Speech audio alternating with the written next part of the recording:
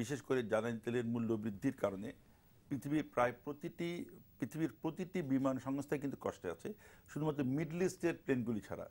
Emirates, Oman এরা খুব ভালো করছে, কারণ তাদের দেশে তেলের জন্য তাদের কতটা চিন্তা করতে হয় না। কিন্তু আপনি দেখেছেন কিছুদিন রিসেন্টলি আমরা দেখেছি আমেরিকাতে ইউনাইটেড এবং কন্টিনেন্টাল তারা মার্চ করেছে।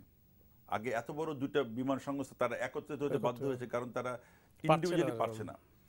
ভারতে আমরা শুনেছি এয়ার ইন্ডিয়া গত বছরে প্রায় $14 বিলিয়ন ছাঁটাই হয়েছে। সেদিনও দেখলেন ভারতে পাইলটরা সেখানে ধর্মঘট করছিল। কিংফিশার বন্ধ হয়ে গেছে। অর্থাৎ এই ধরনের পৃথিবীর সব দেশেই বিমান সংস্থাগুলি, আমাদের দেশে পৃথিবীর সব দেশেই বিমান সংস্থাগুলি বেশ টানাপোড়েনের মধ্যে আছে। সুতরাং তার মধ্যে বিমানকে একই অবস্থার মধ্যে পড়তে হয়েছে। আর তার উপরে অ্যাডেড হয়েছে বিমানের এই দুটো প্লেন ছাড়া বাকি সবকটা প্লেনই কিন্তু প্রায় 25 থেকে 30-35 বছর পর্যন্ত পুরাতন।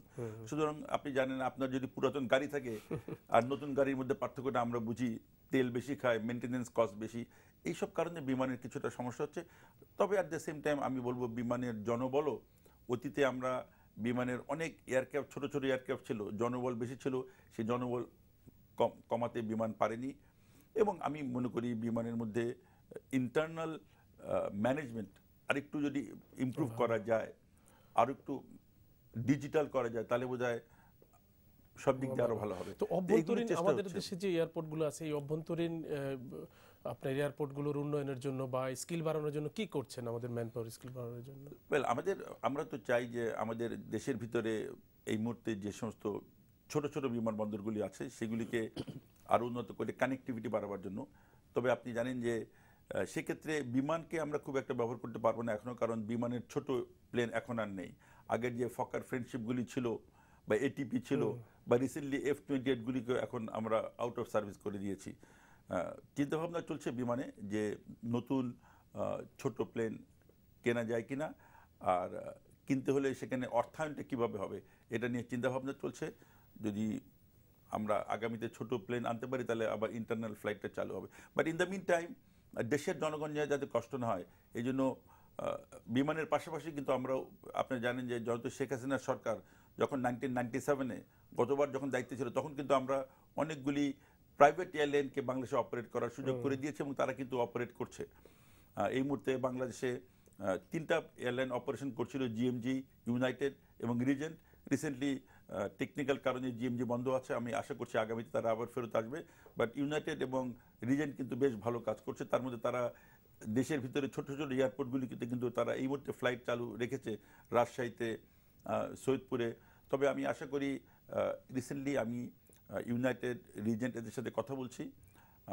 আমি যেটা খবর পেয়েছি যে এদের মধ্যে ইউনাইটেড বিদেশ থেকে আরও ছোট, যেটাকে বলে STOL, short take off landing, jet stream নামে একটা প্লেন, যে প্লেনে 19 জন প্যাসেঞ্জার থাকবে, এই ধরনের প্লেন প্রকিউর করার চেষ্টা করছে, যেগুলি ফ্যামিলি ভাড়া নিয়ে যেতে পারে এরকম ফ্যামিলি। এবং এইগুলি হবে কি, এদের খরচটা কম এবং ছোট রানওয়ে ব্যবহার করে তারা ল্যান্ড করতে পারবে।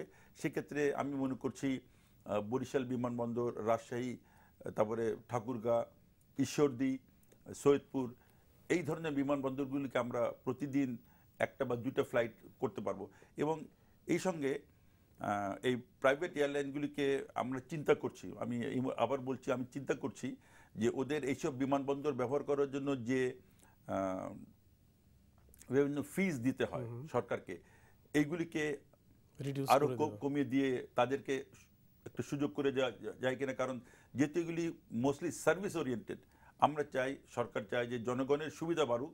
আর যেহেতু ব্যবসা বাণিজ্য বৃদ্ধি পাচ্ছে, ব্যবসায়ীরা, ঈশ্বরদীতে আমাদের ইপিজেড আছে, এইসব কানেক্টিভিটি বাড়াবার জন্য আমরা চিন্তা ভাবনা করছি তাদেরকে কিছুটা সুবিধা করে। তো আমরা জানি যে নতুন বোয়িং যেগুলো আসছে, এই যে পাইলটদের আরো ট্রেন্ড আপ করা এবং নতুন পাইলট তৈরি করার ব্যাপারে কি কি আপনাদের চিন্তা ভাবনা আছে? থ্যাংক ইউ, আপনি খুব সুন্দর একটা প্রশ্ন করেছেন। এই প্রশ্নটা আমি মনে করি ইজ ভেরি ইম্পর্টেন্ট। আমাদের দেশের অভ্যন্তরে যে বিমান এবং আমাদের যে এয়ারলাইনগুলি আছে, এদের বিমান পরিচালনা করার জন্য যেমন পাইলটের দরকার বা ক্যাবিন ক্রু দরকার, একইভাবে সারা বিশ্বে কিন্তু পাইলট, ক্যাবিন ক্রু একটা অনেক চাহিদা আছে। তো এই লক্ষ্যটাকে সামনে রেখে এই মুহূর্তে আমরা বাংলাদেশে আমিও দায়িত্ব নেওয়ার পরে আমরা 3টা নতুন করে পাইলট ট্রেনিং স্কুলের আমরা পারমিশন দিয়েছি। এর মধ্যে একটা রাজশাহীতে চালু হয়েছে ইতিমধ্যে, আরেকটা আমরা কুমিল্লাতে চালু করার জন্য ইতিমধ্যে পারমিশন দিয়েছি, এবং আরেকটা সিলেটে থেকে চালু করার পারমিশন দিয়েছি। এর বাইরে ঢাকাতে তো 2টো আছেই, আমাদের বাংলাদেশ ফ্লাইং ক্লাব আরও আছে। তো আমরা আশা করছি এইগুলি যখন পুরোপুরিভাবে চালু হবে, এবং আমি জানি যে এরা অনেকেই এই বছরের মধ্যেই পুরোপুরিভাবে তাদের এয়ারক্রাফট এনে চালু করার পরিকল্পনা করছে। আমি মনে করি এখানে আমাদের দেশের ছেলেমেয়েরা 1.5 থেকে 2 বছরের মধ্যে কমার্শিয়াল পাইলট হিসেবে তার লাইসেন্স প্রাপ্ত হবে। সেই ক্ষেত্রে কি এরা আমাদের দেশের চাহিদা মিটিয়ে বাইরেও কাজ করতে পারবে? অন্য এয়ারলাইন্স তারা তখন আমাদের দেশের চাহিদা মিটিয়ে সারা পৃথিবীতে তারা ছড়িয়ে পড়তে পারবে। রিসেন্টলি আমি একটু আগে যে কথাটা বললাম, সিঙ্গাপুরে এয়ার শোতে আমি ওখানে আলোচনাটা শুনলাম যে আগামী 10 বছরে বিশ্বে প্রায় 10 লক্ষ পাইলটের প্রয়োজন হবে, এবং এই পাইলটের ম্যাক্সিমাম একটা বড় অংশ কিন্তু বাংলাদেশ থেকে আমরা দিতে পারি, কারণ আমাদের ছেলেমেয়েরা খুবই বুদ্ধিমান, এবং আমাদের ছেলেমেয়েরা ইন্টারমিডিয়েটের পরপরই কিন্তু তারা মাত্র 1.5 থেকে 2 বছরের মধ্যে এই ট্রেনিংটা সম্পন্ন করে পৃথিবীর যে কোনো দেশে বিমান চালানোর জন্য তারা চাকরি পেতে পারবে। আর অথবা অ্যাট দ্য সেম টাইম আমরা বিমান সংক্রান্ত অন্যান্য ট্রেনিং, আমরা আমাদের সিভিল এভিয়েশনের যে সিভিল এভিয়েশন ট্রেনিং সেন্টারটা আছে এটাকে আমরা আপগ্রেড করার চেষ্টা করছি, যেখানে বিমান পরিচালনা সংক্রান্ত অন্যান্য ট্রেনিংও দেওয়া যাবে আমাদের চাহিদা মেটাবার পরে, যাতে পৃথিবীর অন্যান্য দেশে তারা যে চাকরি নিতে পারে। তো আমি আরেকটা জিনিস জানতে চাই, যেটা হচ্ছে যে এই যে বিমানের সময় নিয়ে একটা অভিযোগ সবসময় রয়েছে, যাত্রীদের সময় নির্দিষ্ট সময়ে ছেড়ে না যাওয়া এবং ইমিগ্রেশনের দেরি হওয়া, নানা ধরনের জটিলতা, এই বিষয়গুলো কিভাবে আধুনিকরণের কি চিন্তা রয়েছে? আপনি এটাও একটা খুব ইন্টারেস্টিং প্রশ্ন। প্রথমে সময়ের ব্যাপারটা আমি বলবো, এটা খুবই দুঃখজনক যে আমাদের বাংলাদেশ বিমানের অনেক ফ্লাইট মাঝে মাঝে ডিলে হয়, বাট এই ডিলেটা কিন্তু আপনাকে বুঝতে হবে এটা কোনো ইন্টেনশনাল ডিলে না, ডিলে একটা টেকনিক্যাল ডিলে হয়। আমি একটু আগে আপনাকে যেভাবে বলেছি যে বিমানের বর্তমানে যে প্লেনগুলি আছে, এই প্লেনের মধ্যে 10টা প্লেনের মধ্যে 12টা প্লেনের মধ্যে 10টা প্লেনই কিন্তু আমাদের খুব পুরাতন, এবং এই এয়ারক্রাফটগুলি টেকনিক্যাল মাঝে মাঝে হয়তো ঠিক যাওয়ার আগ মুহূর্তে কোনো একটা কারণে, টেকনিক্যাল কারণে হয়তো 1 ঘন্টা বা আধা ঘন্টার জন্য যদি ডিলে হয়ে যায়, তাহলে সেটার জন্য একটা চেইন ডিলে, মানে প্রতিটি ফ্লাইটেই একই প্লেনের কারণে একটা পর একটা ডিলে হয়, বা কোনো কারণে টেকনিক কারণে যদি একটা প্লেন 1 ঘন্টার জন্য বা 24 ঘন্টার জন্য রিপেয়ারে যেতে হয়, তাহলে কিন্তু আমাদের শিডিউলটা কিছুটা ক্ষতিগ্রস্ত হয়। আমরা এই জিনিসগুলি তাকিয়ে চেষ্টা করছে বিমান, চেষ্টা করছে যাতে এটাকে ইমপ্রুভ করা যায়। তবে আমি মনে করি এটা জেনুইন খুব একটা বড় চিন্তার বিষয় আমাদের, এবং এটার কারণে কিন্তু বিমানের ভাবমূর্তিও কিছুটা ক্ষুণ্ণ হচ্ছে, এবং আমাদের যারা যাত্রী তারা অনেকেই বিমান থেকে অন্য এয়ারলাইনে চলে যাচ্ছে, যার জন্য বিমানের বিজনেস লস হচ্ছে। এটাকে অবশ্যই কাটিয়ে উঠতে হবে।